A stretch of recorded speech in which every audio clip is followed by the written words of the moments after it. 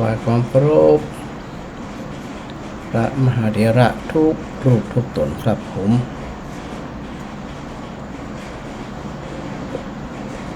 เจริญพรกับพระมหาเถระศรัทธาญาติโยมกุคนเนอเดี๋ยวบอกวันก่อนนะวันนี้วันอาทิตย์ที่เดือนมิถุนายน2568เนาะสถานเนาะสถานจะได้หูแล้วนะว่าวันนี้เป็นรายการสดอย่างแน่นอนวันนี้นะได้พบกันเป็นบางวันเนาะบางวันก็สดบางวันก็เทพว่ากันไปตามนั่นนะสถานนะ ปรับให้มันเหมาะสมก็แล้วกันเนาะเดี๋ยวในเบื้องต้นญาติศรัทธาจะได้แจ้งผลการรับฟังพระอาจารย์เทรนเนอร์ระยะหนึ่งเนาะเจ้าฮัลโหลเป็นยินวันที่15นี่แม่แปดเนาะแม่เนาะปกติหนึ่งวันเหรอฟังเทปถึงวันเนาะฟังเทปถึงวันก็จะได้หมดถึงวันนะก็มันกันเนาะนอนครั้งนี้อ่ะท่ำใจวันที่นี่ตึงใจเลยเนาะก็จูอันเอาเทปสีได้พูนออกมาเทปสีได้พูก็เหมือนน้อยสีได้พูออกมาถึงนั้นอย่างมาเหมือนเนาะตะวากับพังเปิดวันคำแต่ว่าพังพระอาจารย์เป็นเตะเป็นอย่างกระมวลเนาะเป็นนุ่มมวลเนาะทั้งวันคำเลยฟังที่ไหนทั้งไม่มีที่อยู่นะคนไทยถอดออกมาลบม่วนจ้ะกะเข้าใจจัดดีอ่ะก็ดีแล้วฟังอันเป็นปนเป็นสาระเนาะขนาดเขาทั้งเป็นคล้ายๆอย่างเป็นสอนเขาเนาะเป็นสั่งเป็นสอนเป็นบอกเป็นกล่าวขนาดเป็นสอนเขาเป็นเรื่องดีขนาดนั้นถ้าฟังแล้วก็สบายอกสบายใจหนังลกลากับอังต้วยหนังหิมบานเนาะอยู่หิมบานนั่นเองอยู่หิมบ้านนี่กันลูกงานเด็กเหตุบ้านนี่กันวันฝนตกมันลุกไงน้อยเนี่ยแล้ววันนั้นไม่ย้ายฝันเป็นมาอันน้อยๆแต่ยังเหมาอันเสียมสู้อันหนามอีกพันนั่นเองโอ้โหไม่เป็นอย่างที่เลี้ยนมาออกมาไต่ก็ปุ๊บแบบนั้นมันได้พี่น้องจ้าโอ้พี่น้องลูกเอาแกนออกมันออกมามันก็ไต่ไปน้องเห็นอย่างเลยน้องก็ดีแล้วธรรมดาฝนตกก่อนโอ้ตกกันนั้นยังนี่ไงแต่ว่าซ้ำได้แต่ว่าตอนไม่แรงหนอนหลานสาวลูกหอผักต้นมาโรงเรียนเป็นอย่างมากบ้านน้องตุ่มพาเข้าบ้านโอ้วันนี้กับจัดแก้ว10 โมงเกินทุกครับของผมตกครั้งโอ้นี่ก็อันต้องเพก็ยังตกพรำอยู่เจ้าต้องเพนะก็ยังตกอยู่นี่ละอากาศดีชัดเจนนี่นะชัดเจนในเจ้าสาธุเจ้าสาธุเจ้าก็เข้าใจว่าในแต่ละพื้นที่น่าจะชัดเจนดีทุกที่เนาะสถานเนาะฝนตกดีนะเป็นหน้าฝนก็ยังว่านะเป็นหน้าฝนหน้าฟ้าถือโอกาสได้บนห้องว่าต้นไม้ต้นตอกนะสถานเนาะแสดงว่าจะใกล้เข้าสู่เข้าวสาแล้วฝนตกก็เพราะว่าวันอาสาฬหบูชาวันที่10วันที่11เข้าพรรษาก็คือเดือนหน้าเร็วเนาะสถานเนาะวันเดือนปีมันรวดเร็วทันใจสถานจะไปลืมนะสถานจะต้องเตรียมพร้อมในการเข้าวสาตัวแม่จันทิพย์จำได้อยู่นี่โอ้ยพระจันทร์ถ้าจะลืมไผสมัยถ้าจำได้นี่นะนักเรียนมันจำมาได้นะมันจะลืม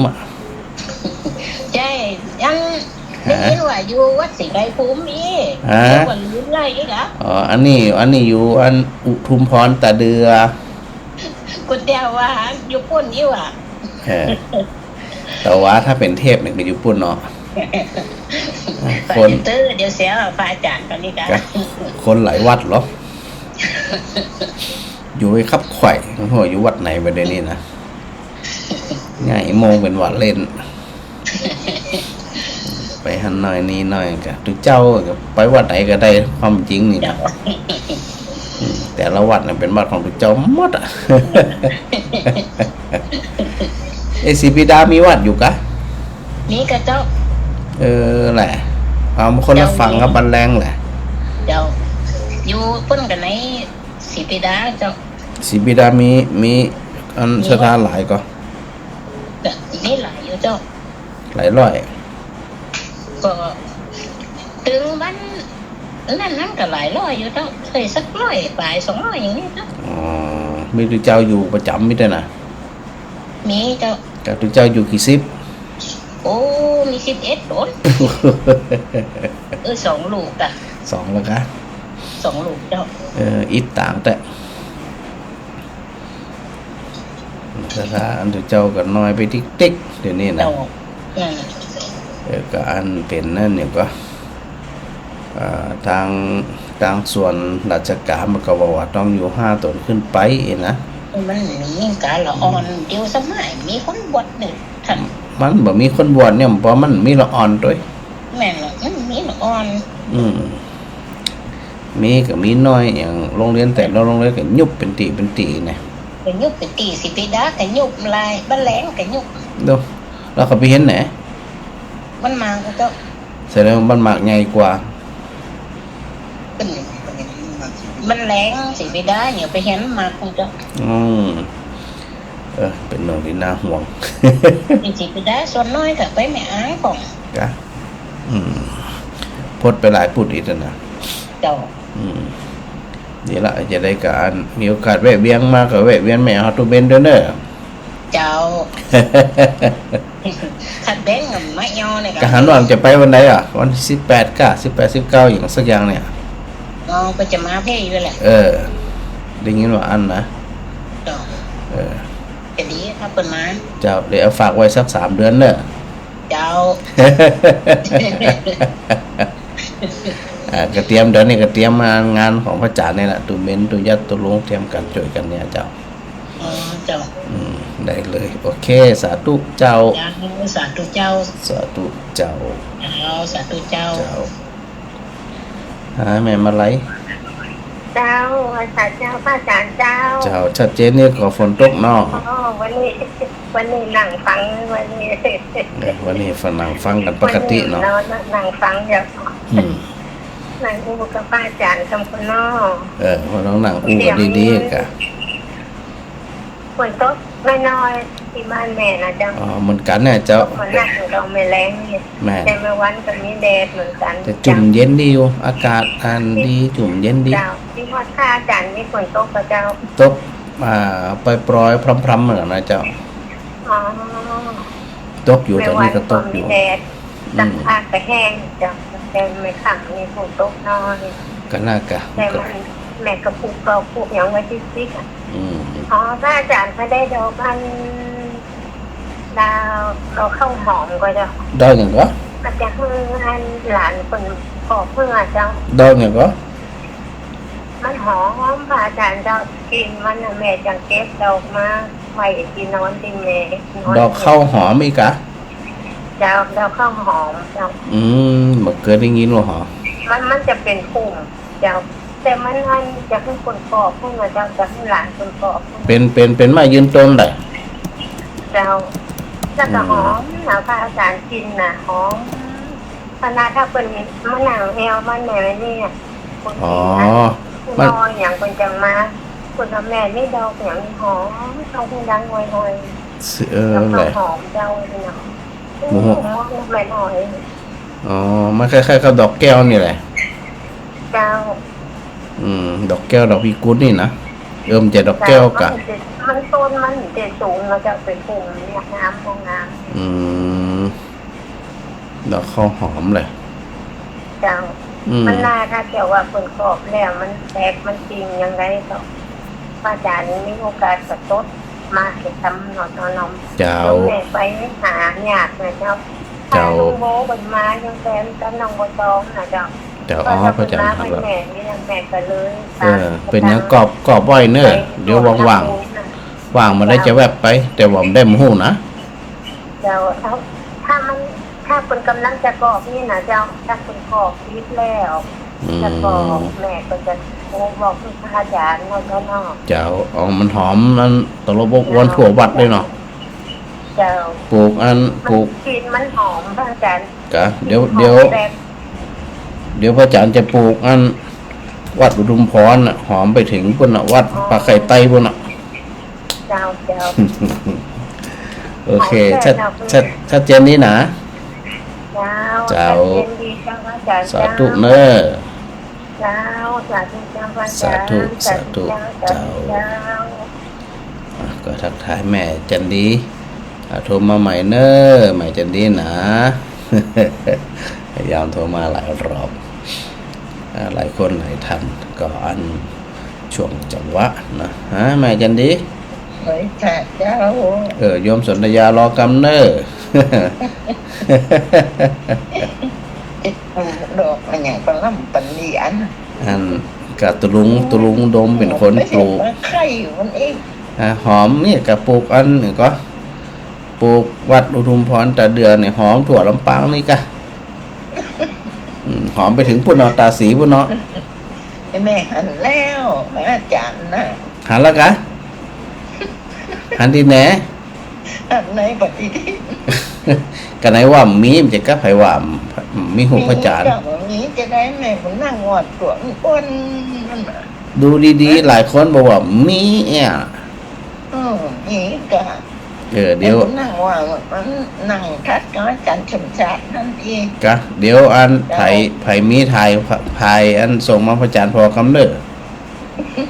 แม่มาจ้างไทย เอาคนที่เป็นจ้างนะกะ อืมหลายคนบอกว่ามีพอแล้วพอแฮมปะเอีย มาได้หันหน้ากันกำเตียกัน พระอาจารย์ก็บอกบดังเดียวว่าพระอาจารย์พกละครั้งโดยพกโดยตีไปด้วยในหน้าหนูตีกองเลยบดังยี่ไดหาว่าเฮาบดังเนี่ยเนาะ กังอันนี้พระอาจารย์วันบิดมากันเนอ แม่นแต่หาว่าพระอาจารย์บดังบ่ได้นะเนาะ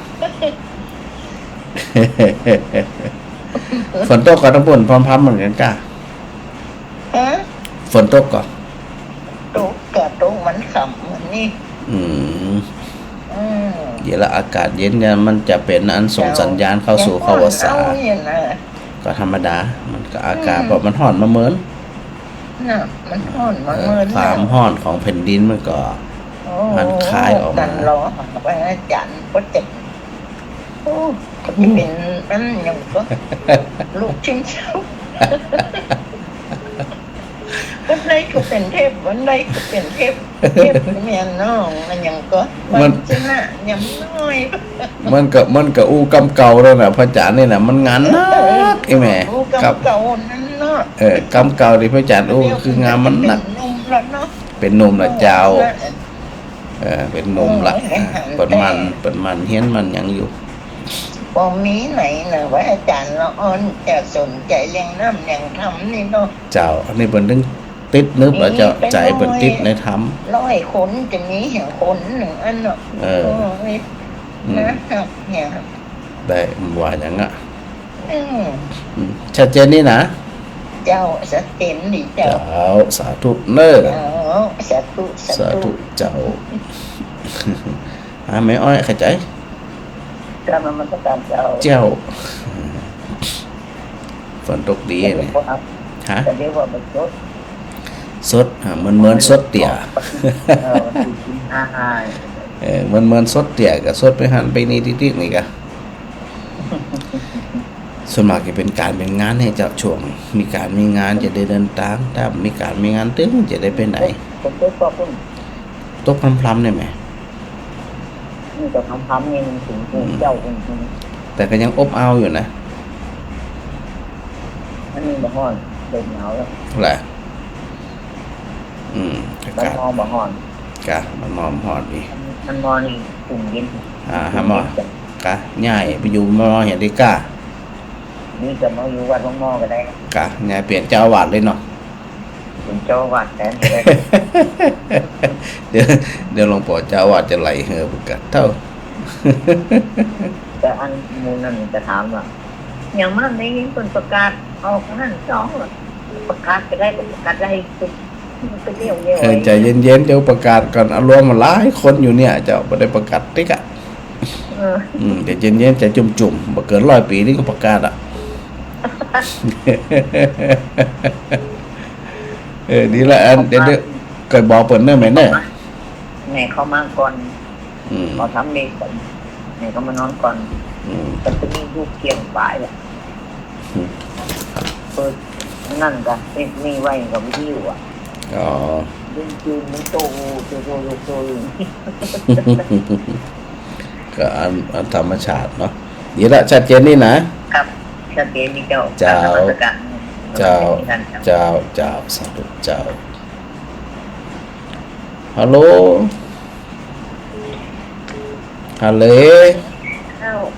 เจ้าแม่หยัง อ๋ออันนี้อาจารย์วันวิทย์แม่นกว่าเจ้า แม่นเจ้า เจ้า อันนี้แม่หยัง เจ้าชื่อแม่วันนาเจ้า แม่วันนาล่ะแม่โทรมาครั้งแรกกะ อันต้องหาเบอร์ถ้าหาได้จะจดได้ทีละตัว แล้วแม่อยู่ไหนนี่บ้านเนี่ยนี่ อันข้าเจ้าก็ได้น่ะ ก็ได้ ก็ เนี่ย ได้บทสวดมนต์ที่ เดี๋ยว สวดให้ทำวัดอะ จะแม่อยู่บ้านไหน บ้านสักหมากเจ้า ตับหมากอยู่ตรงไหน ไอ้มาตังไอ้สีบุรีไปเนี่ยไปตังบ้านหม่อนน่ะ หม่อนหยัง บ้านหม่อนบ้านหนองกะทิเนี่ยบ้านหม่อน อ๋อไปตรงเพกะตับหมากก็จะจำได้ยินสักเถื่อหรอวะ เรียนประดงวิทย์เนี่ย อ๋อแถวพดงวิทย์ เจ้า เอาวะปนห้องว่าบ้านตับหมากอีอะไรไหมล่ะ จากบ้านทับหมากเจ้า ทับหมากทับหมาก ข้าเจ้าอยู่หน้าวัดอะ ก็บ่ค่อยได้ไปทั้งพุ่นหรอ เจ้า ใจเย็นๆจึงมีหาโอกาสได้หนังสือสวดมนต์สักวันนั่นน่ะแม่สมจิตอันสถาบันฝอนยังได้มั้ยเตี่ยฮะ บ้านเลขที่51 อ๋ออยู่หน้าวัดนะกะ ฮะ อยู่หน้าวัดนะกะ เจ้าหน้าวัดทับหมากเนี่ย เนี่ยวัดทับหมากนี่เนาะ หน้าบ้านจะมีร้านไหนสักหยอดเหรียญ กะฟังมาเมินล่ะ นะฮะ ฟังมาเมินแล้วยัง โอ้ฟังมาเมื่อค่ะแต่มาจบหาเลยมันมาได้ กะแล้วไปได้ไหนมา ได้หมีปากกานี่กับหมูหมีปากกา แล้วกะอะไรแม่ไปได้ไหนมา เจ้านะฮะ ได้เบอร์ไหนมา ตอนนี้ท่านโจทย์วันน่าจะโจทย์ได้เทียบตัวสองตัวนะได้เทียบตัวสองตัวนะแต่ละคนพอดีโจทย์ได้แล้วก็ลองพอละวันจะแม่นเราแม่น ถ้าแม่นไปบุญเจ้าเนาะ ถ้าเท่าใดนี่แม่นมาไหนนั่นเนาะ เจ้า อืม แล้วก็ฟังทันทุกวันทันทุกตรงทุกองค์เจ้า เจ้า เพราะ ดี ว่าถ้าเจ้าเป็นกระดูกทับเต้นไปไหนมาได้ กะอยู่บ้านน่ะกะ เจ้าอยู่บ้านนะเจ้า อื แฟน ม เจ้าก็ตามมาดี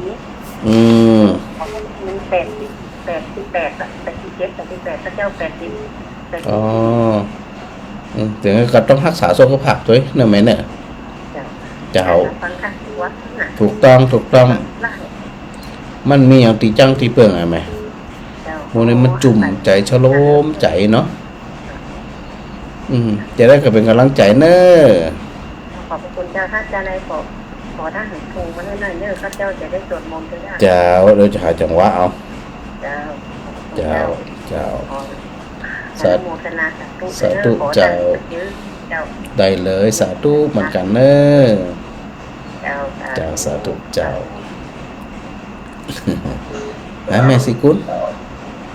จะไปสาพระจากเจ้า เจ้า รักหลานเป็นแทบอีกอ่ะ เทพจะได้ถึงเจ้าเปิ่นอันก็เป็นคนแต้ของกะ เป็นคนแก่มาเป็นคนแก่จะได้ว่ากับเป็นตุ๊กแก่นะเนาะ เป็นตัวเจ้าแต้ๆในกะผมจะเทพผมจะแห้งแล้ว ลี่ยนเวลาไป เจ็ดจะกล้าพังอยู่นี่ก็โทษเจ็ดอะไร กะฟังไปฟังมาวันนี้วันอาทิตย์ที่15 มิถุนายนแม่นมันอีกะได้ทักทายกันในเบื้องต้นก่อน ดอกป่าสเปดด้วย โอ้ยไข่อันจริงๆถ้ามีเวลามีอย่างไข่ทำเป็นอุทยานดอกไม้ถึงซ้ำ มันหอมนะดอกป่าจุ่มผีนี่ นะไข่แต่วัดเนี่ยมันวัดอุทุมพรมันมีดินแล้วเจ้าเตะสลาสไตล์หมดเล กั ย บเขียเนี่ยใจปูเขียมันน่าไม่พอ ใส่กระถางอย่างเดียวเดี๋ยวนี้มันมีพื้นที่ละ เนาะ เจ้า ใส่กระถางเป็นงานอยู่แล้ว เจ้าลาสไตล์หมดอะ มันเป็นต้นขึ้นไงอ่ะต้นไงสูงนะจุ่มป่าจุ่มผีนี่ มันขึ้นใหญ่กับมันต้องลงดินหมู่นั่นอ่ะ เนาะมันต้องลงลิ้นกระถางใหญ่ๆก็น่ะ เจ้าเดี๋ยวรอพระอาจารย์ขยายตีก่อนจะมันสร้างอุทยานสร้างดีๆงามๆบุญละ เขาเอาใส่ไต่นี่มีกระไถได้เนี่ยกันใหญ่ๆเนี่ย เจ้าได้หมดอะแต่ว่ามัน เอาที่ดินใส่ไต่ เวลาน่ะกะเวลามันเผยมีเจ้า เวลาเขียมเนี่ยแล้วก็ปลูกจะป่า ก็มีตุลุงจ่อยอยู่ตุลุงจ่อยรักษาจ่อยฮดน้ำจ่อยอันนั่นอยู่มีปน้อยอายมาจ่อยด้วยดีละแม่สบายดีนะ จะ เจ้าบนรักษาก ำลังฉานอยู่เนอะ บ่ต้องเหีบบ่ต้องห้อนพ่อมาได้กระบอกมานั่นพระอาจารย์มาแห่ง เจ้า บ่ได้แห่ง เป็นกำลังใจเจ้า เจ้าสาธุเจ้า สาธุเจ้า มาโยมสนธยาหลายเตือละนะพระอาจารย์บ่ได้รับจังหวะบ่ดีเนาะแม่ต้มแก้วตัวเนอแม่ต้มแก้วมาก่อนที่นี่นะแม่ต้มแก้วใจไผครับตะกี้ไผโทร ที่แม่อาโต้หลายเสียละ กะตะกี้ไผโทรอยู่ตะกี้ ก็นั่นลูกสาวโต้เลยขอโทษที่ไหนว่านั่นคุณหมายเบอร์ว่านั่นกูเบอร์หนึ่งข้าวไม่กว่าเลย นั่น ไม่ น่ะ ตีเจ้าของ200นั่นได้แล้ว เจ้า เป็นนักการ400นั่น อ๋อ เบอร์อย่างโหดแน่ อัน ถ้าไปตัวเจ้า ขาดเบอร์โทรศัพท์เบอร์อันบัญชีน่ะกะ จังหลังนี่แหนเดิน เดี๋ยวเนอะนั่นเดี๋ยวพระอาจารย์คิดก่อนเดี๋ยวหนาสายนี่ได้หวยเลยว่ะ ได้อะไรยังเดี๋ยว นี่ เนอะ หายนี่ไม่ดีไว้แหนนี่328เป็น อันนี้ทำบุญหยัง นี่จะตำบุญอย่างนี้หน่อยนี่ตำบุญตีอันนั่นกับพ่อเจ้าหวานเจ้า มจร อันนี้อันพ่อหนุ่มนี่ที่ว่าตำบุญแล้วนี่ต้องเก็บนี่ได้แล้ว อ๋อโอเคถ้ามจรเนี่ยนั่นเดี๋ยวพระอาจารย์คิดทำแล้วนี่นะมันเป็นอย่างฮะ เดี๋ยวเรากำถึงจำจะได้ ไม่ได้ได้ เดี๋ยวกำใจจุ่ม เจ้า ใจจุ่มสหาอันนั้นก่อนแล้วมันอยู่ต้นแดดแบบนี้ โอ้ตาโอ้มาได้นี่ ไอ้ตัวน้อยเจ้าอยู่หันน่ะ น้อยเรื่องหายยังก็อย่างนี้ ม่วนนะกะมางอมมาเหงาดีกะ มันน่ากลัวงอมอ่ะ มันต้องงอมมันต้องเหงามันน่ะอันนี้จำเดี๋ยวเนี่ยวันนั้นไผอันแม่เดี๋ยวนะพระอาจารย์สอบกำวันนั้นแม่เขาส่งใส่อันส่งสแกนให้พระอาจารย์เนี่ยเขาส่งเบอร์บัญชีมาเขาส่งสแกนมาให้พระอาจารย์เจ้า สแกนนะจ๊ะหลานสาวก็กี่ครอบละ อย่างก็เจอที่ว่าตีพุทธมันจะเยอะนะโอนนะ เจ้าเดี๋ยวเนี่ยพระอาจารย์พออันก็ เดี๋ยวนี้ก็นั่งได้2 ข้อฝ่าย กะ 2 ข้อฝ่ายเจ้า โอเคเอาละวันก่อนแม่สุนันทาโทรมาอยู่อันบอกมาอยู่อันเบอร์ทุนการศึกษาของพระนิสิตนะ เจ้า 328 328 107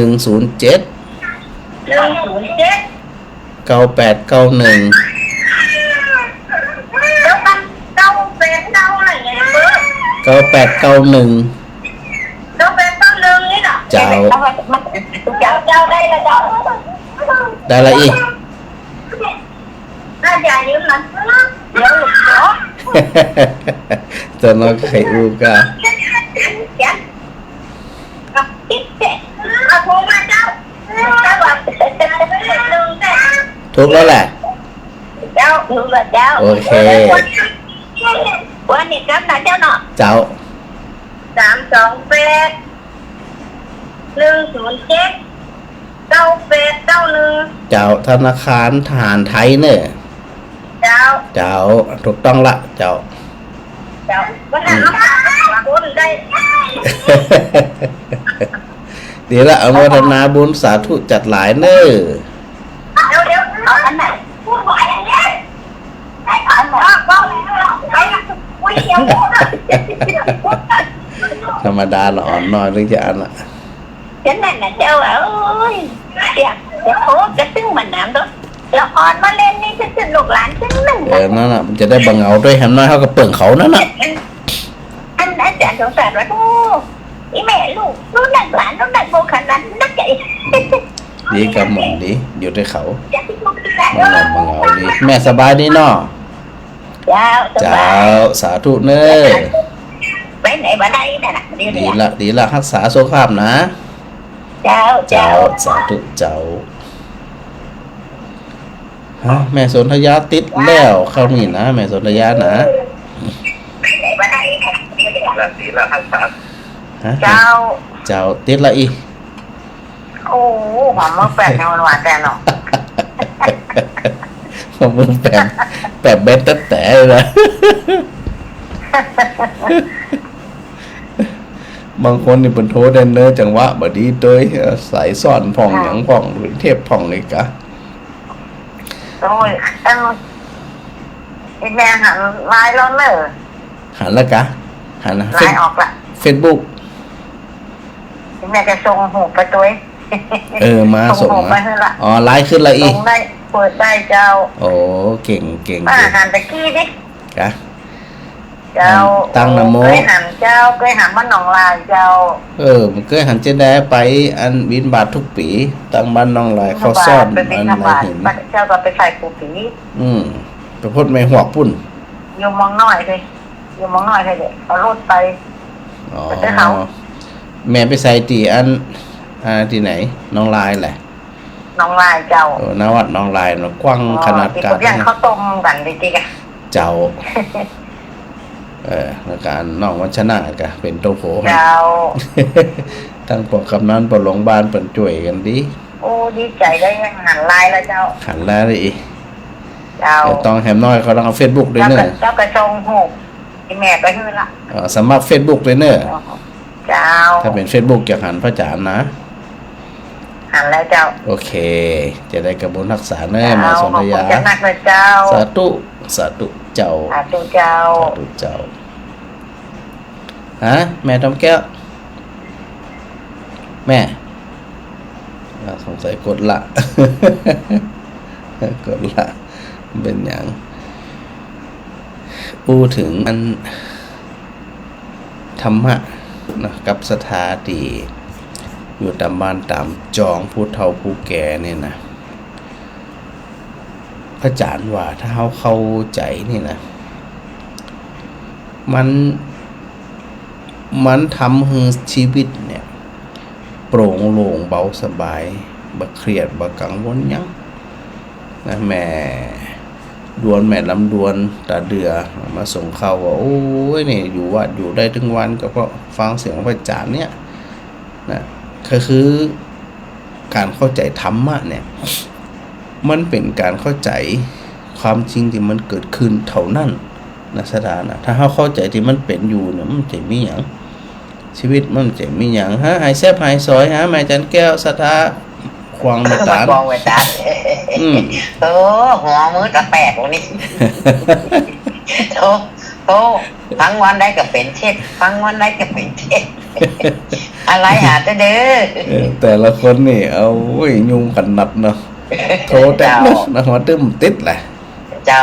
แต่เป็นเจ้าของสุขภาพโอเคก่อน เจ้า จ้าสมบูรณ์แข็งแรงอยู่ด้วยน้ำหนัก ดอก 50ปลายแล้วนะ โอ้ อาจารย์ แข็งแรงเหรออีนั่นเนาะ เจ้า53 54แล้ว เจ้าฟังธรรมะสวดมนต์ไปวัดใส่บาตรปอนแล้วชีวิตนี่เอาอย่างไรอ่ะ ทุกอย่างทำหมดเจ้า นั่นน่ะ ทุกกายสบายใจ แม่นมันจะเป็นการชะโลมจิตเฮาเจ้าชะโลมจิตเฮาดีอย่างดี นั่นน่ะยังได้อันครูดีที่ค่ะอาจารย์นะกะ แก้วกล้าอาถรรพ์ให้เขิมเลยกะ สุดยอด ถ้าท่องแค่นี้ก็พอละท่องแค่นี้เข้าใจเนาะ มันชุกกายชุกใจค่ะอาจารย์ มันดึงแต่นะ รู้สบายกายสบายใจ มันยัง วันพระมากับไปยา วันพระมากับไปยา มีตัวเจ้าหลายก่อ โอ้ยอันเดียวไอ้พระอาจารย์ ตายแต่ เขียมได้ ไม่เขียมบอด น่ะ โอ้ โอ้ยตู้เอาน่ะตู้เรศ เจ้า บ้านเฮาน่ะ มาหัวจานไอ้ดูไผไอ้ดูสุดท้ายดูตัวเจ้าก็ไอ้ดูวัดแบบนี้เนี่ยนะตอนนี้ ไม่ จะ รู้ ไป ว่า เต็ม กัน นะ ที่เจ้ามีอันเดียว ตายแต่ รักษาองปล่อย การต้องดูแลกันนะเจ้าดูแลกันไอ้เฟื่อต่อกันนะจะไปละไปเลยกัน เจ้า จะได้ก่อน เขา นั้น รับเปิดละเขาอย่าไปเปิ่งไผ่อะ แม่น มีที่เปิ่งเหรอ มันต่อไปนะมันจะแย่ไปติ๊กๆตัวเจ้าเนี่ยถ้าหมดรุ่นนี่ล้มหายใจจากไปเนี่ยหาเข้มกว่านี้ก่อนนะ นั่นน่ะมันบอกงี้ค่ะอาจารย์ เจ้ามีก็ต้องปกป้องกันไปดูแลกันไปเนอะ เจ้า เจ้ารักษาสุขภาพนะแม่จันแก้ว เจ้า สาธุเจ้า อยู่นี่มีชุกอย่างเดียวกันเด้อพระอาจารย์เด้อ เจ้า สาธุ สาธุเจ้า เดี๋ยวนะจากนี่ไปนะอาจารย์ขออนุญาตเนาะยังมารับสายเจนเนอร์จะได้อู้ถึงเรื่องที่เฮาไปใส่ใจไปศึกษาไปเข้าใจคำสอนของพระพุทธเจ้าจะสะท้าจะไปลืมหนาในสมัยพุทธกาลเนี่ยเวลาสถาเข้าไปเฝ้าพระพุทธเจ้าโดยส่วนมากเนี่ยจะเป็นคนที่ตุกอกตุกใจนะเกิดความเครียดเกิดความกังวลเกิดความหม่นหมองสับปะสะปันคือก่อนที่จะเข้าไปสู่ประตูวัดที่พระพุทธเจ้าประทับอยู่นั่นเนี่ยโดยส่วนมากนะผิวพรรณจะเศร้าหมองหน้าตาหม่นหมองนะแต่พอเขาไปฟังธรรมพิจารณาและนำไปปฏิบัติเนี่ยเกิดผลทันทีทันใดถ้าเขาเข้าใจทันเมื่อใดมันก็จะเป็นอานิสงส์เหมือนนั้นเข้าใจเร็วเมื่อใดเขาก็เบาว่างลงเหมือนนั้นบรรดาปุถุชนหมู่เฮาทั้งหลายเนี่ยมันถูกอวิชชาคือความมืดบอดความโง่เขลาติจิตเนี่ยมันสะสมมามันจึงบ่สามารถที่จะไปเห็นความเป็นจริงได้แล้วมันจะถูกหลอกด้วยสิ่งที่ที่พระพุทธเจ้าตรัสว่าเป็นอาสวะเป็นกิเลสสิ่งมักหมมทั้งหลายเหล่านี้เนี่ยมันจะหลอกใจเฮาตลอดนะเพราะว่าใจมันซึมซับมาเรื่องใดเรื่องหนึ่งมันก็จะติดใจอยู่กับเรื่องนั้นพอมันติดใจอยู่กับเรื่องนั้นมันก็กลับกลายเป็นว่ามันเป็นเจ้าบ้านไปเหียเป็นเจ้าของบ้านไปเหียแต่พอเขาไปฟังธรรมอย่างสถาฟังธรรมในสถานีวิทยุ106.5 เมกะเฮิรตซ์ของวิทยาลัยสงฆ์นครลำปางเนี่ยสถาฟังโดยตลอดแล้วก็นำมาคิดนำมาไตร่ตรอง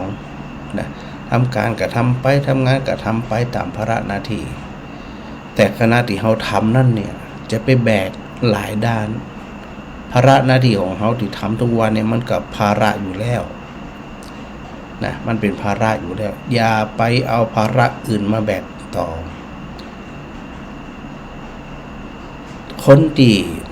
บ่ฮู้คนที่บ่เข้าใจ มักจะนำภาระอื่นๆเนี่ยหลายๆสิ่งหลายๆอย่าง มาแบกมาถือมาหามโดยใช่เหตุมันก็เลยคือหม่นหมองที่มันหม่นหมองเพราะอย่างมันมักหมมเนาะ มันมักหมมมันเหมินมันสะสมมาเหมินแล้วเวลาเขาจะคัดมึงทำความสะอาดเนี่ยนะมันก็ขึ้นอยู่กับว่ามันมักหมมเหมินกับบ่เหมินถ้ามันมักหมมเหมินแน่นอนที่สุดมือลูบหรือว่าเอาปากเป่าลมเป่าได้เนี่ยมันจะออกบางทีใจมือลูบก็ออกบางทีมันลูบบดลูบออกก็บ่ออกเรามีพาเจ็ดบางทีพาเจ็ดก็บ่ออกเหมือนกันพอเขาเข้าใจก็เหมือนกับเขาพยายามเนี่ยคัดเกลาเขาบอกคัดเกลาก็คือคัดมันเกลามันเพราะฝุ่นรัวผงธุลีที่พระพุทธเจ้าตรัสว่าเป็นอุปกิเลสที่เข้ามาหาเนี่ยมันเข้ามาเรื่อยๆมันไม่จะยุดจะหย่อนที่เคยบอกสถาอยู่แล้วว่าเขาทำความสะอาดโต๊ะเนี่ยนะโต๊ะกระตามอย่างกระตามเนี่ยอยู่ในห้องนะปิดประตูปิดหน้าต่างติดกระจกยังเรียบร้อยแต่สถาปอดเจ็ดพระเจ้าบแรงกับหันละมนล่ะมันมาที่ไหนมาตั้งแต่มันมาบหันแต่พอมามักหมมนักขึ้นนะมันหันเหมือนกับจริตหรือนิสัยของคนแรกๆก็อาจจะมีความก้าวร้าวอาจจะมีไอ้หยังนะแต่พอมันเข้าหนามันเริ่มเป็นห้องว่าเริ่มออกหลายเนี่ยเวลาสถานกรองพอโต๊ะเนี่ยมันจะหลายขึ้นหนาขึ้นถ้าเขาบอกเจ็ดบดหูบดคัดจิตเขาก็เช่นเดียวกันนะเพราะเขาบอกหูเขาจึงเศร้าหมองเพราะเขาบอกหูเขาจึงอาลัยอาวรณ์เพราะเขาบอกหูเขาจึงโหยหาโดยเสมอแต่ความสุขซึ่งพระพุทธเจ้าตรัสอยู่แล้วเราว่าสุขจริงๆมันอยู่ที่ใจปุถุชนหมู่เฮามันจะเข้าใจหรอเขาก็ไปคว้านหาที่อื่นอยากจะมีความสุขนึกถึงคนนั่นหวังหาคนนั่นอยู่กับคนนั่นน่าจะมีความสุขหรือสิ่งที่ตัวเองปรารถนาไขว่คว้าซึ่งเตียนให้บ่ฮู้เราจะมีโอกาสไปปะกับไปปะบ่ฮู้ปะแล้วจะมีความสุขหรือเปล่าก็บ่ฮู้แต่มันตุกตั้งแต่ตอนแสวงหาละพระพุทธเจ้าใจคำว่าปัจจุบันธรรมเฮามีอะไรอย่างอยู่เฮาก็จะต้องมีความสุขกับสิ่งที่เฮามีอยู่ไม่ได้หมายถึงว่าเขาจะอยู่แค่นั้นเขาก็พัฒนาไปเรื่อยๆแต่จะไปหวังลมๆแรงๆกับความสุขกับความขาดหวังอื่นๆซึ่งมันบาดใจเขาจะไปหวังอะไรอย่างความเป็นจริงมันบอกอยู่แล้วว่ามันเกิดจากใจดีกว่าความสุขนั่นแหละไปแสวงหาเตะขอบฟ้าจักรวาลไหนกำจิมิใจมิเพราะมันเกิดอยู่จากใจใจไผใจมันมันอยู่ที่ใจกว่าจะไปเข้าใจได้ก็ต้องมีอย่างมีสติสัมปชัญญะมีปัญญาเวลาเราฟังธรรมเนี่ยมันต้องได้ปัญญามันต้องได้กุศลเขาเป็นชาวพุทธที่มีเกรด A เป็นชาวพุทธที่มีคุณภาพจะอยู่ไปลมๆแรงๆไปทะเลาะกันไปนินทากันไปด่ากันไปทุบตีกันไปทำร้ายกันไปใจเราอยู่บางคนอยู่โหยหากึดถึงคนนั่นกึดถึงคนนี้ลูกหลานตาเต้าอยู่ผ่องบ่อยู่ผ่องกึดหาบางคนกึดถึงไปขนาดว่ากึดถึงคนที่ตายแล้วมันจะได้ประโยชน์อะไรเนี่ยคิดหนักบ่ได้นอนกับจะรับสุขภาพก็ย่ำแย่เรื่องอะไรหยังลงสนใจนะที่ เฮามาน่าจะได้ยินอยู่เสมอเนาะมาตระกูลทะเลซึ่งเป็นลูกบ่าวนะบ่าวแถวนี่นะก็ป่วยเนาะป่อเป็นเศรษฐีเป็นคนที่ขี้จิก็ยอมเอาลูกไปรักษาสุดท้ายลูกตายแต่คณะลูกก่อนจิตลูกแกดับเนี่ยพระเจ้าทรงส่องบนห้องว่าโอภาสนะคือมาตระกูลทะเลไอ้หนุ่มน้อยเนี่ยก่อนจะตายเนี่ยไปหันไปหันพระเจ้าเป็นนิมิตเนี่ยนะนิมิตเห็นว่าโอ้เกิดความเลื่อมใสอย่างแรงกล้าเปิ้นไปเกิดเป็นเทวดาเกิดเป็นเทวบุตรผู้เป็นป่อโอ้ยโศกเศร้าเสียใจลำไรอะไรอาวรณ์เป็นอันบัดกินบัดลับบัดนอนนะมนมองมดนะผิวปากริมฝีปากก็ย่ำแย่เศร้าเหี้ยแววตาก็มองหน้าตาก็ซึมเศร้าโดยปกติเปิ่นก็เอาศพไปไหนไปประเหวเนาะในสมัยโน้นเขาคงจะฝังนะ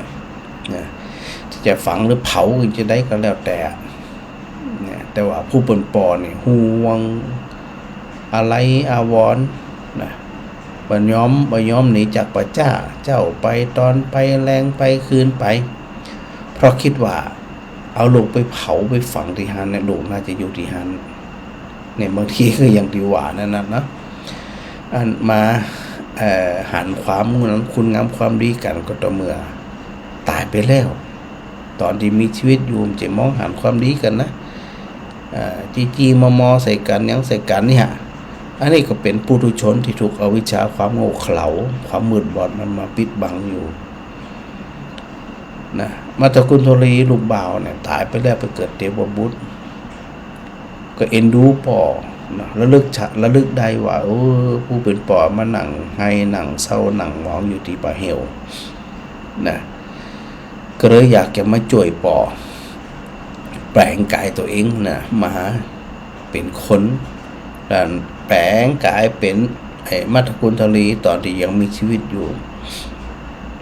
หน้าตาเหมือนกันเลยผู้เป็นป่อหันแล้วโอ้ยใจจื่นใจบานแต่หู้ว่าลูกของตัวเองเผากับมือมาละนะไอ้ที่หันเนี่ยบาใจแต่เหมือนขนาดกันเลยเปิดห้องว่าเอามาเยียวยาจิตใจนะก็เลยบอกว่านี่ไอ้นมใครได้อย่างจะได้นี่บอกได้เลยนะป่อยินดีทุกสิ่งทุกอย่างเนาะเอาเทวดามาเป็นลูกเราที่นี่นะเพราะว่ามีหน้าตาเหมือนลูกบ่าวของตัวเก่ามาตระกูลทะเลเทวบุตรก็บอกว่าแต่ไหนกะนี่นะแต่ไหนกะอยากได้บอกมาเถอะในบนฟ้าบนดินบอกแกเป็นคนรวยเนาะอยากได้แมงว่ามาเลยมาตระกูลทะเลผู้เป็นเทพบุตรก็ส่งพุทธว่าใจกุศโลบายใจอุบายในการที่จะให้ป่อเนี่ยได้เข้าใจผู้เป็นป่อหนึ่งหูเหลืองละนั่งให้นั่งโหมสะอึกสะอื้นอยู่วันแล้ววันเล่านะอันเทพบุตรผู้เป็นลูกบ่าวอดีตนั่นเนี่ยก็เลยบอกว่าเนี่ยนะตอนเนี้ยมีราชรถอยู่แต่ว่ามันขาดล่อ2ล่อใครได้ล่อเนี่ยเอามาใส่เศรษฐีก็โอ้ยมันจะไปยากแค่ล่อ2ล่อมันสักกี่บาทท่านเชียวนะเอามาเลยใครได้ก็บอกมันเลยนะใครได้ล่อแบบใดล่ะมาตระกูลทะเลผู้เป็นลูกก็บอกว่าปนหันตะวันก็หันพระจันทร์อีกเกิงก็หันนั้นน่ะอยากได้พระอาทิตย์มาเป็นล่อซ้ายพระจันทร์มาเป็นล่อขวานี่นะท่านหาได้ก็ผู้เป็นป่อจากโศกเศร้าก็เริ่มมุดกิดละเริ่มบ่ถูกใจกับไอ้หนุ่มเทวดาที่เป็นแปลงหลามาเนี่ยเริ่มมุดกิดเริ่มบอกว่าโอ้ยท่านหน้าตาก็ดีหยังก็ดีเนาะแต่ว่าบรรลุใครจะไปเอาอันพระอาทิตย์พระจันทร์มาเป็นล่อราชรถท่าน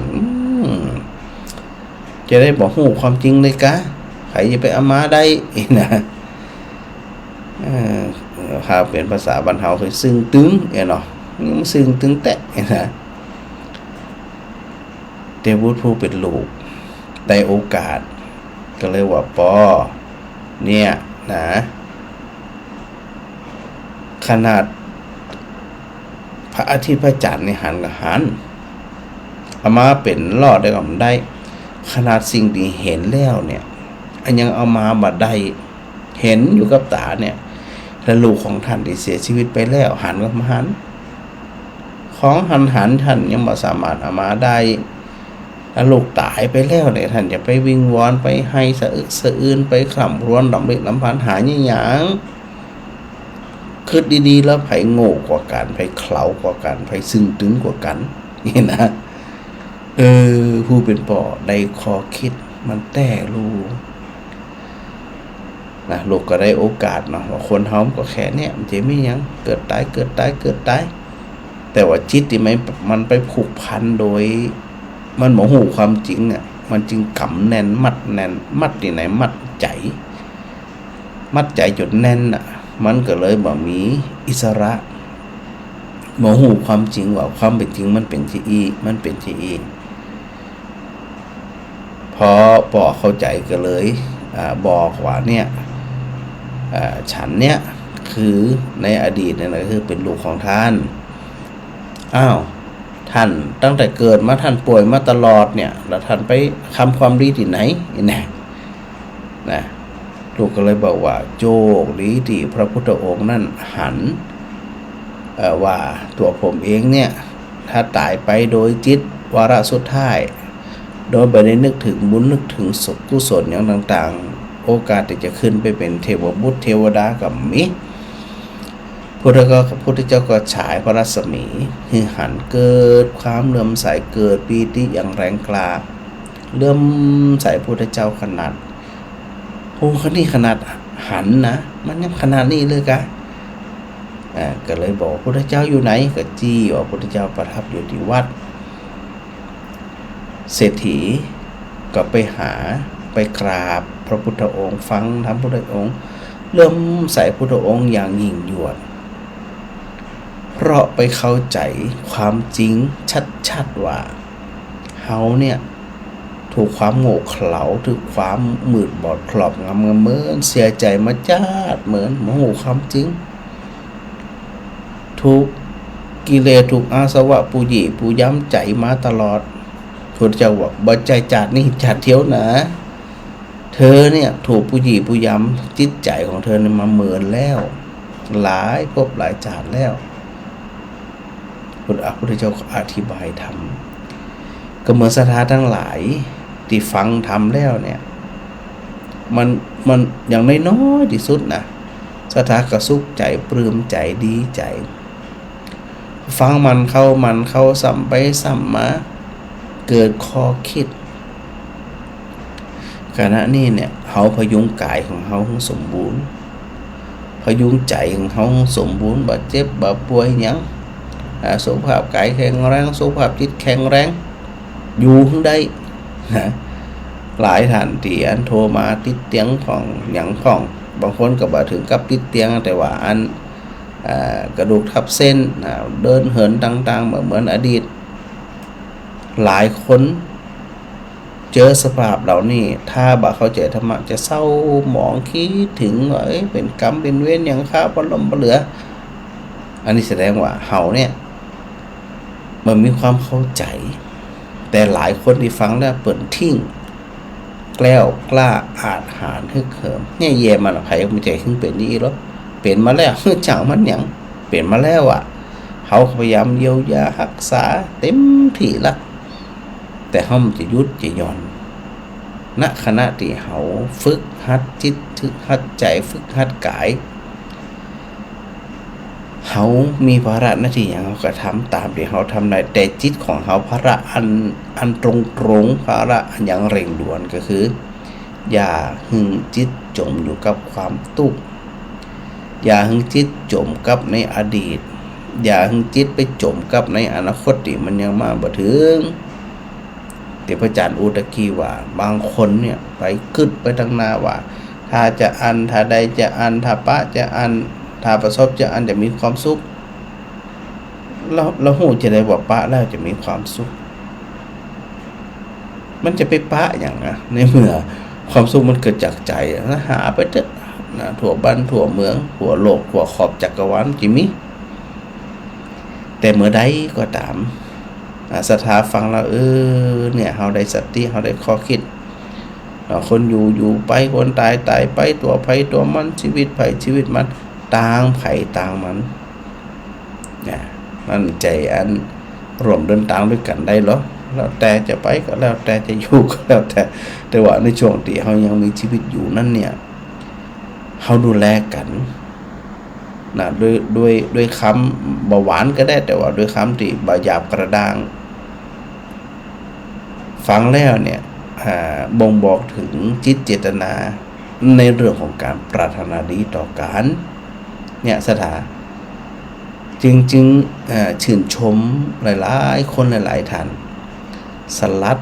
ความสมองออกไปเรียบร้อยแล้วบ่เศร้าบ่โศกบ่กึดบ่หยังสักอย่างเอาสุขภาพของข้าแข็งแรงแล้วกันรับได้กินได้นอนได้ทายได้เดินได้ มันเป็นเรื่องดีประเสริฐแต่หลายคนผู้เฒ่าผู้แก่หลายคนเนี่ยนะเฒ่าแล้วแต่ว่าบ่มีความเข้าใจในเรื่องของความจริงหลักธรรมของพุทธศาสนาของพระพุทธเจ้าเนี่ยมันบอกเกินไปจากความจริงที่มันเป็นไม่ใช่ว่าเฮาอยากอย่างที่มันเป็นหรือบ่อยากให้มันเป็นนะมันเป็นของมันต่ออันแต่ว่าเฮาจะปรับตัวของเฮาจะได้เช่นหน้าฝนหน้าแล้งแดดร้อนเฮาจะไปหืมบ่เฮือนตะวันมันขึ้นได้ว่าไม่ได้หยังแต่เฮาสามารถบรรเทาความร้อนได้ที่พระอาจารย์เคยอู้ว่ามันมีหลากหลายมีพัดมีวีมีห่มมีเงามีพัดลมมีแอร์ก็แล้วแต่เฮาจะปรับชีวิตเฮาจะแต่เฮาประการที่จะบ่ฮึตะวันสาดส่องลงมาอย่าได้คิดเพราะนั่นคือเป็นปกติเป็นธรรมชาติหรือฝนตกนะซักผ้าแห้งซักเตื้อชื้นโอ้ยไปไหนก็ยากนี่นะเฮาบรรเทาได้บรรเทาสิ่งเหล่านั้นได้ก็ฮู้ว่าฝนตกเป็นหน้าฝนจะไปตากผ้าอันกลางสายฝนนี่หยังกระตากในห่มมันอาจจะเหมือนหน้าแล้งกับวิธีกับเปลือกสถานที่ทำก็คือเตารีดกายังกาอบกาอันก็จะไปเครียดมันนี่หยังเขาปรับมันบ่ได้เหมือนกันสิ่งที่เข้ามาคล้องแวะในใจของเขาสภาพที่มันปรากฏขึ้นเขาอย่าไปห้ามไปปราบมันจะได้ห้ามคนบ่ฮึนินทาอย่าได้คิดห้ามคนบ่ฮึหวางเฮาอย่าได้คิดเพราะนั่นมันเป็นโลกธรรมเป็นสิ่งที่มันเกิดขึ้นมาครอบกับชีวิตของเฮาที่เกิดมาซึ่งมันมีอยู่แล้วนะเฮาก็เข้ามาเข้าใจศึกษาประพฤติปฏิบัติชีวิตของเฮาถึงจะมีคุณค่านะสถานะมีคุณค่าอย่างแน่นอนเลยดังนั้นอย่าไปปล่อยจิตของเขาเนี่ยไปจมอยู่กับอดีตจะไปปล่อยจิตของเขาเนี่ยไปกังวลนะเพราะว่าพอวงถึงแล้วเขาสึกมามีหุ่มประสบสิ่งที่ตัวเองต้องการหุ่มแต่เขามีอะไรอย่างอยู่เขาเป็นอะไรอย่างอยู่เขาก็ทำตามที่เขาทำเนี่ยตามอัตภาพของเขาทางพุทธศาสนาก็ไม่แค่นี้เพราะว่ามันอยู่ดีความเข้าใจที่พระอาจารย์เน้นย้ำอยู่เสมอในเรื่องของตัวสติสัมปชัญญะในเรื่องของปัญญาคือความเข้าใจหรือภาษาธรรมก็คือตัววิชาคือความสว่างหรือตัวปัญญาในวิสัยของปุถุชนพยายามศึกษามันฟังมันเอามาใจมันจะได้มันบ่เข้าใจมันต้องเข้าใจสักพันนะสถานเนาะก็ถือโอกาสตรงนี้ได้นำเรื่องราวของสถานทั้งหลายได้ฟังในฉากหลังนะสถานฉากหลังที่พระอาจารย์เอาขึ้นนะก็ตุเบนเป็นคนทำนะก็เป็นเรื่องของได้แจ้งข่าวของสถานญาติโยมทั้งหลายว่าวันที่15เนาะไม่ใช่15กับ27 27ที่จะถึงเนี่ยนะพระอาจารย์จะเดินทางไปฮับและเปิดห้องว่าพัดยศนะที่พระครูศรีปวรบัณฑิตเนาะได้รับพระราชทานจากรุ่นเกล้ารัชกาลที่10ซึ่งพระอาจารย์จะเดินทางไปฮับตีอันเชียงใหม่นะวัดนอนขอนตาลอำเภอเมียวริมนะสถาวันที่17ออกจากวัดก็ประมาณสักตี5ก็ไปถึงปุ่นกว่าจะปิกมาถึงวัดก็ประมาณสัก5 โมงแรงซึ่งวันที่27 5 โมงแรงนั่นเนี่ยทางสถาบันตาเดือผู้นำหลายคนหลายภาคส่วนก็จะจัดริ้วขบวนตอนรับพัดยศที่ได้รับพระราชทานมาอัญเชิญเข้าสู่วิหารวัดอุทุมพรในวันนั้นก็มีริ้วขบวนของสถาญาติโยมในหลายๆภาคส่วนสถานเนี่ยแล้วก็จะได้อาจารย์ก็ได้นิมนต์ทุกเจ้าเนาะพระสงฆ์พระมหาเถระโดยเฉพาะพระเดชพระคุณหลวงพ่อเจ้าคณะจังหวัดนะหลวงพ่อพระจินดารัตนพรรองเจ้าคณะจังหวัดรองเจ้าคณะอำเภอและพระมหาเถระครูบาอาจารย์หลายท่านเนี่ยมาเจริญพระพุทธมนต์เพิ่มใจมาเจริญเชียมงคลคาถาประมาณสัก5 โมงแรงนี่นะสถาท่านใดจะสะดวกจะมารวมก็ตามอัธยาศัยถ้าบาสะดวกก็บ่เป็นหยังหรือหลายคนหลายท่านอยากจะร่วมถวายจตุปัจจัยตัวก็ตามอัธยาศัยมีอัตุเบนได้ทำไว้ถ้าเป็นอันโดยจตุปัจจัยใส่ซองถวายทุกเจ้ารูปละ 2,500 บาทแล้วก็เครื่องพระยธรรมชุดละ500 บาทนะถ้าสถาสะดวกจะได้หยังจะได้ก็ตามกำลังเลยนะสถานะ ตามกำลังสบายอกสบายใจได้เลย สะดวกกับมาถ้าบ่สะดวกกับเป็นหยังเนาะถ้าบ่สะดวกก็เอาไว้ปลายปีพระอาจารย์บ่ได้ฉลองเถอะนะเพียงแค่อันก็จัดอยู่ขบวนตอนรับสมเกียรติสมพระเกียรติที่พระองค์ได้พระราชทานมาถือว่าเป็นเรื่องราวที่เป็นมงคลเนาะที่ทางวัดอุทุมพรสถาบันตะเดือแล้วก็ญาติโยมที่ได้ฟังรายการของพระอาจารย์ตลอดเนาะก็ถือโอกาสได้อนุโมทนาด้วยกันณสถานนะวันที่27เดือนเนี้ยนะก็จะได้ไปรับแล้วก็ถือโอกาสได้บนห้องว่าจัดริ้วขบวนต้อนรับแล้วพระอาจารย์จะเดินจากปากซอยป้าสถาเดินเข้ามาเนี่ยนะแล้วก็ดูแล้วมันดูดีนะสถานมาเดินด้วยกันก็ได้1 กิโลบ่ได้ ฟ้าสถานเดินมันก็ออกกำลังกายตัวแล้วก็เป็นการถวายความจงรักภักดีตัวนะสถานนะเอาสะดวกกว่าเนอะแม่สมจิตนะทักทายมาสาธุมาท่านอรุณพีระเชื่อนะท่านอันรองนายกเทศมนตรีเมืองพิชัยนะได้ทักทายพระอาจารย์มาสาธุเลยเนอะท่านอันรองอรุณพีระเชื่อสาธุโดยแม่สมจิตพระอาจารย์เจ้าบ่เห็นหน้าพระอาจารย์หันละก้าตอนนี้จะกี่มาหันตอนนี้น่าจะหันแล้วนะ แม่พิมมาลาสาธุเจ้าแม่ชุติการรอดพยัญนมัสการพระครูสาธุโยมแม่สมจิตนะชัดเจนดีแล้วฝนตกตลอดนะตอนนี้ก็พล้ำๆเหมือนกันนะที่มันตาเดือดยุดตกเหมือนกันนะแม่รำไพนะสาธุเนอฟังชัดเจนดีนี่สถาได้แจ้งผลกันครับฟังอันพระอาจารย์ได้หูโดยจะได้หูว่ามันจะอยู่คนเดียวสถาฟังอยู่นี่นะแม่อัญชันวงจังเงินสาธุนะแล้วก็อันแม่สมจิตถามมามีงานวันไหน27นะแม่เนอะวันที่27นี่แหละจะถึงนี่แหละแต่ว่าพระอาจารย์ก็นาดุมกันนะดุมวันที่18เดินทางเพื่อจะไปเซ็นเอกสาร19ปิกแล้วก็วันที่23ไปแหมไปนอนแหม2 คืนไปอบรมพระปริญญานิเทศปิกมาแล้วก็ได้ไปหับพัดยศที่เชียงใหม่แหมก็คงอาศัยพระลูกวัดแล้วก็อาศัยปหลวงบานอาศัยเจ้าบานนะได้ช่วยกันจัดเตรียมสถานที่นะในการต้อนรับในวันนั้นนะอันนี้บอกแล้วเดี๋ยว เบอร์บัญชีของพระอาจารย์ไอ้อย่างนั้นคือกี่ก็ไอ้อย่างสักอย่างเนี่ยเดี๋ยวนะถ้าเป็นเบอร์บัญชีพระอาจารย์จริงๆเดี๋ยวพระอาจารย์วันหลังพระอาจารย์จะเอาอันขึ้นเป็นตัววิ่งเนาะตัววิ่งหิงสถาที่ได้ดูจาก Facebook จะได้จดได้นะส่วนสถานที่ได้ฟังรายการวิทยุอยู่เนี่ยนะก็สามารถถ้าบ่าสะดวกในการเดินทางมากำเป็นอย่างนะจะทำบุญหรือจะได้ก็ตามอัธยาศัยหลายท่านที่บ่สะดวกอย่างที่ต้องการที่จะโอนมานะพระอาจารย์จะได้บอกเนาะสถาได้รวมมุทิตาโดยตามความเหมาะสมนะสถานะตามกำลังตามสบายใจสบายใจนะ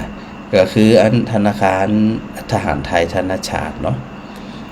523-260-8397นะสถานะ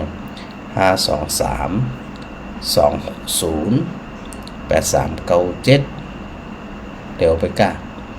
523-260-8397แล้วก็จะไปเริ่มส่งสลิปของพระอาจารย์โดยกระจาดเดียวเนาะโอกาสได้รวมทำบุญด้วยกันเราแสดงมุทิตาจิตด้วยกันเนาะสถานเนาะก็ยงหยุดมณีวันเนี่ยสาธุโดยแม่กับสีขันแก้วนะฟังชัดเจนดีโยมเด็ดใจมโนฟังชัดเจนดีครับท่านพระครูโหหาพงยังโคกหางชัดแน่คนหางชัดนะนามสกุลใจมโนนี่นะ สาธุนะโปรเดชเนอร์ขอบคุณจัดหลายแม่สุนันทาไว้สาพระจารย์สาธุโดยนะครับแม่สมคิดบอกว่าอัน FC มาทวงหนังสือแล้วจะได้ดีเนาะมันวันนั้นป้าอันมันลักษณะอยู่น้องจานปรากฏว่ามันต่างคนต่างงานพระอาจารย์ยุ่งงานนะก็เลยอันลืมฝากลืมอย่างไปนะก็บอกว่ากันแม่ยุ่นมองจิ้น สวัสดีเจ้า พระครูพระอาจารย์เจ้า เป็นถึงว่าครูเป็นถึงอาจารย์ดิ เจ้าตัวสองเจ้านะเจ้า จะได้กันได้หมดห้องจะได้กันได้ ข้าเจ้าเราจะอยู่ไปชลบุรีน้องใหม่เจ้า อย่าง ไปเอาหาลูกเจ้า ที่ไหน ชลบุรีเจ้า โอ้ไปเตอะลูก อันมาแล้วเขามาหามาเนี่ย กำลังพีกมาถึงว่าไปเมินก่อน ไปได้เดือนเจ้า เขาถึงว่าหายแซ่บมาได้ฟังกัน ไปเอาอันบางมะกงเจ้า บางประกงฉะเชิงเซานะเจ้าเดี๋ยวว่าแต่ก็สมานเจ้าโอเควัดเป็นไงเจ้าไปขี้เหี้ยเจ้ากะขี้เหี้ยตัวเองเจ้าเขาถาโล แต่เขาค่อยเจ้าใจทะเลอย่างเขาค่อยไปตอนนี้กำลังจะหาอันพระโคพระจันทร์เราได้ฟังเลยนะเนาะมันได้ฟังนอกจากอันมีโทรศัพท์สบายดีเจ้าแข็งแรงดีเจ้าเขาบอกคิดปัญหาพระโคเจ้าขอบคุณจัดหลายเพราะว่าอันจะตายที่หัวนอกได้ยินเสียงมันได้อีกโดยปกติพระอาจารย์ก็แข็งแรงอยู่เจ้าบอกใครเป็นอย่างนั้นอันสบายกับดีใจเจ้าบุญรักษาเนอะสาธุเจ้าสาธุเจ้าแม่เพนกับฟังนะมาสัจจานมาอ่านปีบอกคำพิชิวงปีสาวชัดเจนดีแม่อุไรกันกองเนี่ยเวียงปะเป่าปนนี่นะฟังชัดเจนดีแม่โบตองอินสุวรรณเนี่ยแม่โบตองนี่ทวงประจำนะถ้าขาดหายไปสัก 2-3 วันนี่เอาละหายไปไหนแฮมหม้อ แม่ของคำนันตปลูกนะได้ทักทายพระอาจารย์มาสาธุโยมอันสมชื่อว่าสาธุชัดเจนออกโยมแม่อันโยมก้อนอุมานะสาธุอาจารย์พระครูสาธุมาแม่มาดีขนมไทยกับนมัสการกับธรรมะให้มีสติเนี่ยสาธุด้วยเนอะ ยมต่อยชนิดาสาธุโดยสาธุเดปะกันเนอะแล้วก็อันธนาคารอันอย่างจะธนาคาร ทหารไทยธนาชาติสมจิต ทหารไทยธนาชาติเนอะแม่มาลิ กราบนมัสการเจ้า เจ้า ขออู้สักหน่อย อูสำน้อยเอง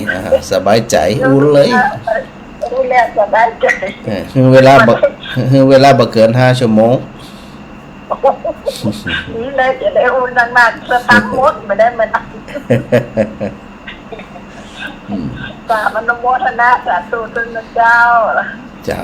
ก็อันสดาฟังเราจะได้เข้าใจ เจ้าทำมาดีมากเลยเจ้าโอ้ถ้าแบบนี้พระอาจารย์นะโยมแม่ที่ละเอาแล้วมีหนาที่เพื่อนโยมคนที่ฟังอ่ะทานหนังแต่ขนมมาซื้อมันนั่นนะถ้ามาได้เรียนได้หานะได้ฟังพระอาจารย์นะโอ้ยการนี้เป็นสิ่งแรกของผม อันอาจารย์ก็ต้องขอบคุณขนมด้วยเนอะอันเนอะ ถ้ามาได้เนี่ยขนมเนี่ยมาได้ฟังว่าเนาะ นั่นละเป็นเทพกะถ้านี่ก็จะฟังจะถึง4 ทุ่มก่อนนะแล้วก็พอดีวันแต่คืนนี้มันดับไปอ่ะเจ้าตีเดียวนะ พระอาจารย์เข้าไปดูละที่แหมอันถักงานนั่นน่ะพระอาจารย์เข้าไปดูในวันนั้นเนี่ยอันติมันบ่ได้เปิดเทปมันบ่ได้เปิดไม้อย่าวันนั้นนะวันนั้นของปีได้มั่วปีประเทศอ่ะ เจ้านั่นน่ะของตีเต้คุ้มมันน่ะ แต่ช่วงท้ายๆก็ชัดเจนดี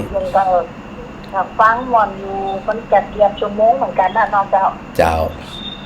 แล้วเสียงมันดับไปกันเลยว่าโอ้เสียงมันดับไปแล้วก็พอดีขัดไปแล้วก็